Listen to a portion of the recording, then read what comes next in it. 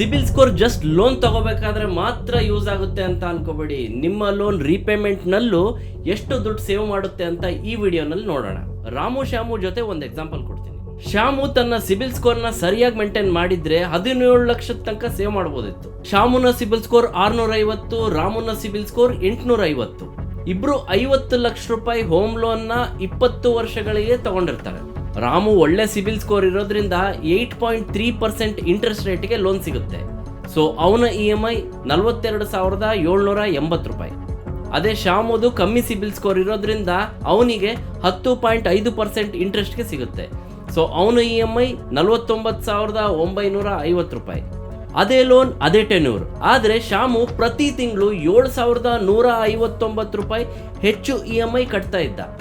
20 ವರ್ಷಗಳಲ್ಲಿ ಶ್ಯಾಮು 17,18,000 ರೂಪಾಯಿನ ಹೆಚ್ಚು ಇಂಟ್ರೆಸ್ಟ್ ಕಡೆಗೆ ಪೇ ಮಾಡಿರ್ತಾನೆ.